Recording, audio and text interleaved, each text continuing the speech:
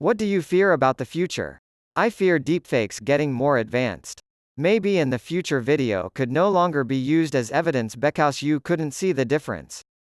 Came here to post this one, the idea that we can no longer vet information effectively because information technology has made the production of believable, false information trivial is kind of the only tool that authoritarians need to rule the world. It's terrifying when you think of it. Alzheimer's. I've seen personally how devastating it is for everyone and I fear it happening to me. My grandma was diagnosed 3 years ago. Grandpa and Grandma go to Spain for 6 months to spend the winter in good weather. Every time they come back Grandma isn't Grandma. And last year it took a toll on Grandpa too. It's sad to see this man working hard his whole life and now they get to spend time together. Grandma doesn't remember anything. Grandpa now does all the important stuff and he had cancer last year which was hard on him because maybe Grandma would be alone next year.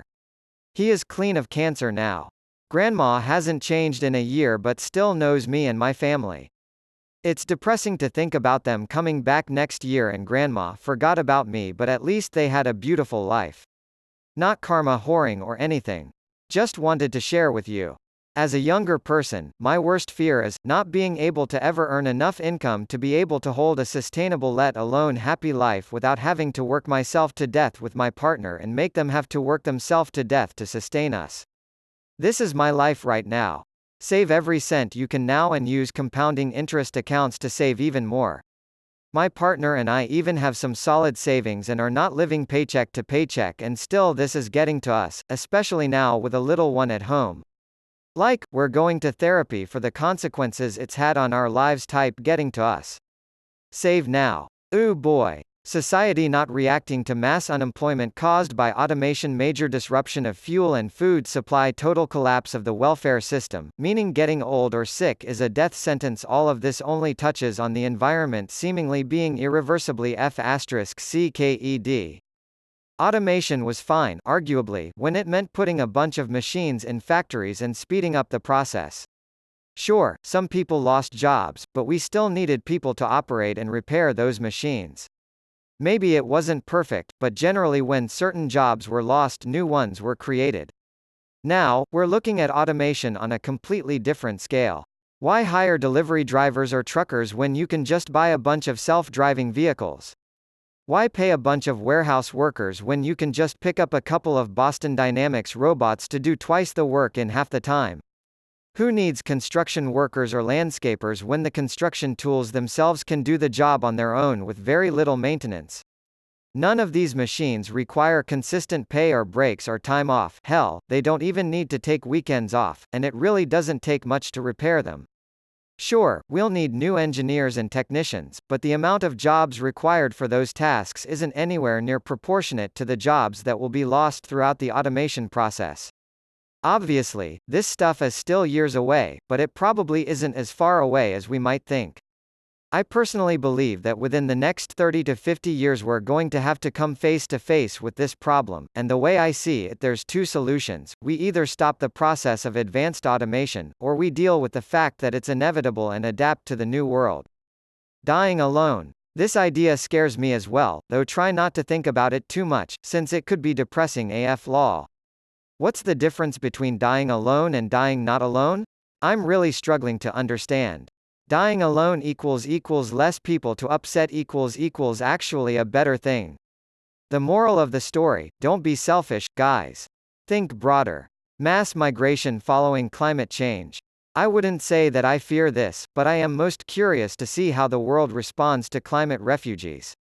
Judging by the reception of refugees around the world recently, I'm not optimistic. Big tech companies seeking out areas in which national governments are failing and then providing parallel alternative services which may well be better than those provided by governments, but are also entirely under the control of billionaires and not the public through traditional democratic processes. For example, Facebook's Libra cryptocurrency and SpaceX. The former may be much scarier than the latter, true, but yeah, you get my point. I'm atheist, and I'm terrified of death. I'm 46 and the years are flying by. I remember my parents said it would happen. Not looking forward to the void and very much appreciating every moment here. Being dead seems not to be a problem. Consider it this way, before you were born and conscious, you weren't there either, and it didn't bother you the least because you just weren't there. So it is really the dying, and the thought of dying and being not around anymore that bothers you. Once it is done, it is no problem for you anymore. So, the solution is rather simple. Enjoy life while you still have it, and don't bother about the time you are dead. By the way, I'm 56 and I couldn't care less. You have it absolutely right. This is what I fear. Yes. I hate goodbyes. Especially permanent ones. It's such a small time that we are alive, it really is daft to spend it worrying. Are you saying you don't worry at all? That's brilliant if so. Clean water shortages. Literally, wars over water. Dying of thirst. Antibiotic-resistant bacteria. I personally blame people not listening to their doctors and not taking their entire antibiotic regimens, and the fact that everyone has to use the hand sanitizers, like all the time. I blame the people that run out and get antibiotics every time they get a cold. So many of the middle-aged women I work with do this. It's a cold. You'll be better in 3 to 4 days. The fact that we are losing land, temperatures are rising, and animals are going extinct all because of one species on Earth, but seriously, Michigan is slowly drowning. Kiribati will drown first. Their government has been trying to purchase higher land for a couple of years, now, so they can relocate their country and people somewhere safe. For Australia specifically, that our government will continue to deny climate change and make zero effort to help that our land, outback, will continuously be sold to overseas companies. All companies will be outsourced, not Australian. Our country will continue to waste away. Farming will become non-existent. Our government will privatize healthcare and studying. My personal fears, that I will lose my partner, that I won't enjoy my career path or fail at it, that I'll never get to fulfill my dream because my partner won't want it and I'll have to make a choice or it won't be possible.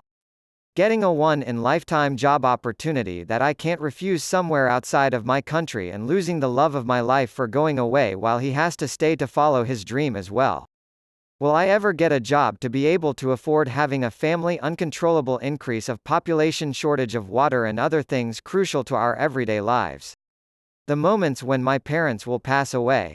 Lose even more friends without making any more, not finding a significant others, just graduated tertiary study, haven't dated since high school, not finding a good job, not having the money to move out of my parents' house. We are the verge of some kind of worldwide political revolution. The people are getting more restless and pissed off at governmental and big box business infrastructure. What scares me the most, though, as if history has taught us anything, is that things are gonna get a hell of a lot worse before they get better. We have passed the point of no return, the whole regime will have to be burned down. Overpopulation, and with that resource shortage and pollution. Some kind of super virus. That's a ticking time bomb. Penicillin-resilient bacteria is already a thing, not to mention how densely populated and connected we are. All it takes is a spark and the fire will spread like madness.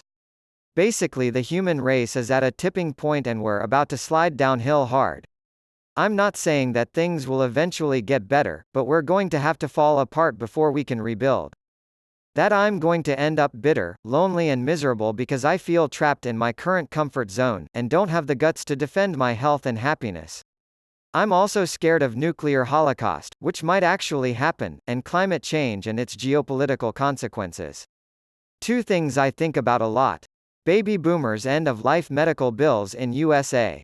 If you think private insurance companies are going to pay for 76 million end-of-life claims, you must be drinking Kool-Aid. Most millennials not being able to retire. Most of my 30-something-year-old friends don't have a pension and are living paycheck to paycheck. I know a lot of people in the service industry who are living on unreported tips, not getting paid into Social Security. It's going to be interesting when our generation is in our 60s. No, I'm optimistic. I've felt for a long time that society should be more neighborly and self-sufficient. Sadly, it's come about through economical and politics means rather than education. Grow your own food, save as much money as possible, group together in relationships, either personal or social, enjoy what you have, don't live beyond your means. Those things will never change, and it's what gives me optimism for the future, despite what the news throws at you.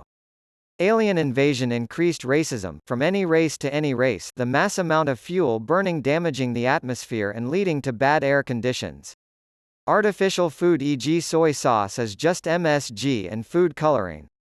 Nuclear holocaust. A possible nuclear war, or just wars in general.